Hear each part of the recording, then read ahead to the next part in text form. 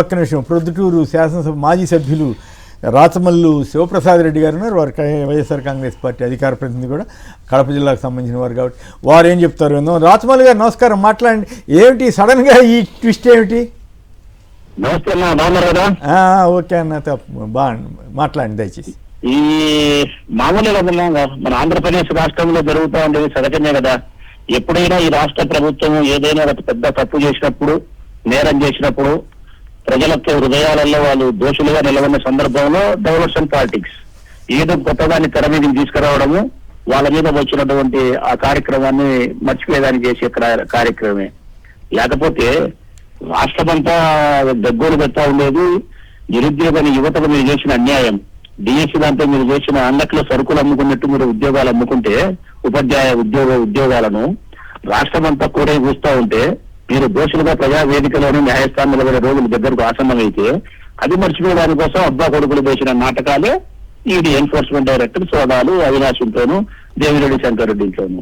అసలు ఇది అర్థముండే కార్యక్రమాలు. దీంట్లో ఆల్రెడీ ఇప్పటికే సుప్రీంకోర్టు చెప్పింది, సిబిఐ వాళ్ళు చెప్పినారు, ఏ దర్యాప్తు సంస్థ అయితే దర్యాప్తు చేస్తామో వాళ్ళే చెప్పినారు. దర్యాప్తు చేయాల్సిన అవసరం లేదు, మేము చేయాల్సిన దర్యాప్తు చేసినాము, ఇందులో మా దగ్గర ఉండబడిన సమగ్రమైనటువంటి సమాచారాన్ని కోర్టు వారికి అందించినాము, ఇక విచారణకు పోవచ్చు అని చెప్పి సిబిఐ చెప్పింది. సుప్రీంకోర్టు స్పష్టంగా చెప్పింది, దీంట్లో జగన్మోహన్ రెడ్డి గారిని కానీ మరొకరి గారిని కానీ విచారించాల్సిన అవసరం లేదు. ముద్దాయిలు చేయడం కాదు, విచారణకు పిలిచాల్సిన అవసరం కూడా లేదు. ఆలస్యం అయిపోతుంది, సునీతమ్మ ఆలస్యం చేస్తాను కేసులు కావాల్సుకునే అని చెప్పి సుప్రీంకోర్టు కూడా చెప్పింది. ఇటువంటి సందర్భంలో మళ్ళా కొత్తగా వచ్చి ఈడీ సోదాలు చేయడం అంటే అసలు ఎన్ఫోర్స్మెంట్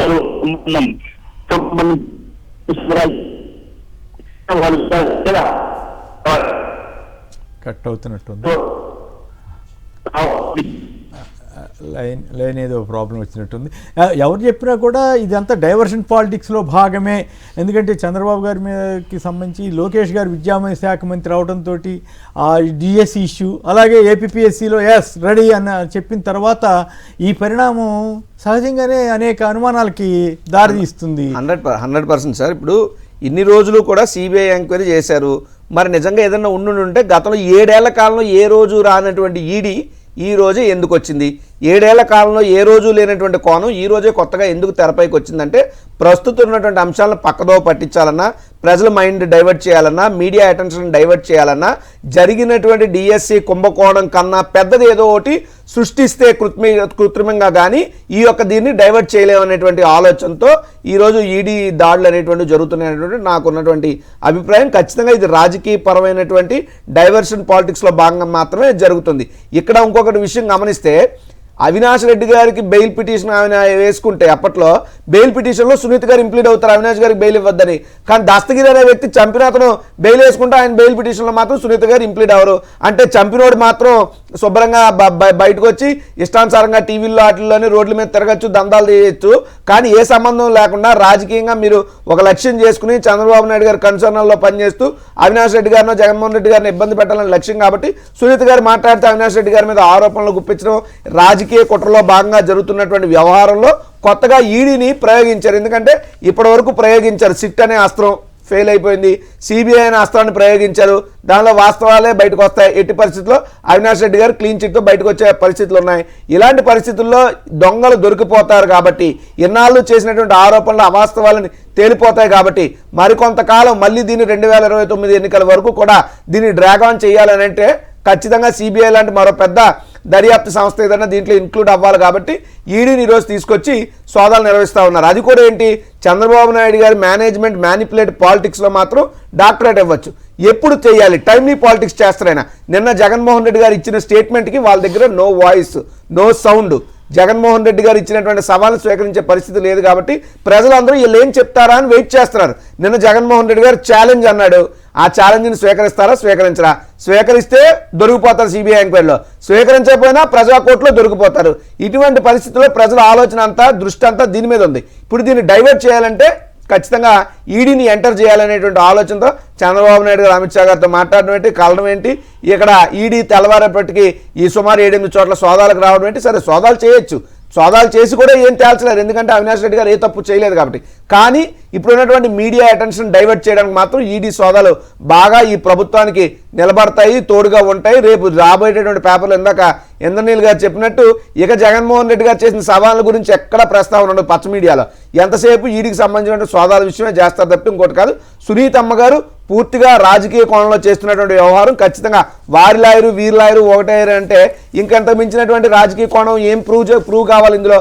కాబట్టి ఖచ్చితంగా సునీతమ్మ గారు తన తండ్రిని చంపినటువంటి వ్యక్తులకి శిక్ష పడాలని కోరుకోవాలి యాజ్ ఏ కూతురుగా. కానీ యాజ్ ఏ రాజకీయ నాయకురాలుగా ఆవిడ ఈ యొక్క తండ్రి అంశాన్ని అడ్డు పెట్టుకుని రాజకీయం చేస్తున్నారు. నిజమైనటువంటి శవ రాజకీయాలు చేయడం అంటే ఇగో ఇది. నిజంగా బాధ్యత కలిగినటువంటి కుమార్తె అయితే త్వరితగతిన విచారణ చేసి దోషులు శిక్షించండి అన్నారు తప్పితే సిబిఐని ఇంకా విచారణ చేయాల్సింది ఏమీ లేదని సిబిఐ చెప్పిన తర్వాత, కోర్టు చెప్పిన తర్వాత ఈడీని ఎంటర్ చేయడం అంటే ఇది ఖచ్చితంగా రాజకీయ కుట్ర కోణంలో చేస్తున్నటువంటి ఆరోపణలు తప్పితే ఇందులో వాస్తవాలు ఏమాత్రం లేవు. సిబిఐ ఏమీ తేల్చలేదు.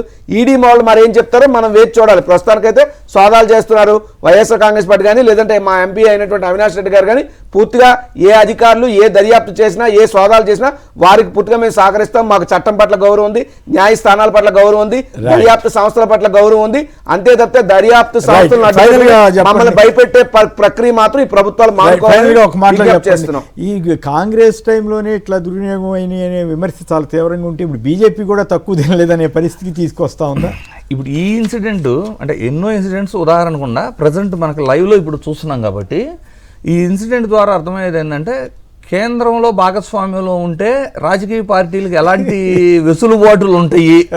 ఎందుకంటే 7 ఏళ్ళు విచారణ చేసి పుంకాల ఛార్జీ షీట్లు తయారు చేసి చదవటానికి కూడా టైం పట్టే అన్ని రిపోర్ట్స్ ఇచ్చి సుప్రీంకోర్టు కూడా చూసి ఇక విచారణ చేయడానికి సిబిఐ కూడా ఏమీ మిగలలేదని చెప్పి సుప్రీంకోర్టు కూడా అదే మీరు చెప్పింది ఒక పాయింట్ ఇంట్రెస్టింగ్. ఇంకో పెద్ద నాయకుడికి సంబంధించి కేంద్ర ప్రభుత్వమే సోదాలు చేయించి ఫలానా జరిగిందని చెప్పుద్ది, తర్వాత కొన్ని వాళ్ళతో కలవంగానే అసలు ఇప్పుడు ఏళ్ల తరబడి అసలు ఆ కేసు జోలికి వెళ్ళట్లేదు కదా.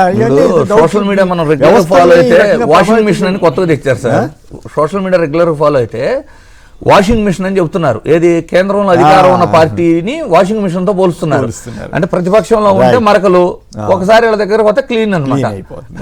దురదృష్టం వ్యవస్థల్ని, ప్రజాస్వామ్యానికి మూల స్తంభాలైనటువంటి వ్యవస్థల్ని ధ్వంసం చేసే పరిస్థితో లేదా పక్కదారి పట్టించే పరిస్థితో ప్రభుత్వాలు చేయకుండా ఉంటే మంచిదని చెప్పాలి. కానీ దురదృష్టం ఈ రాజకీయాల్లో అవి చెప్పినా ఉపయోగం లేకుండా పోతాం.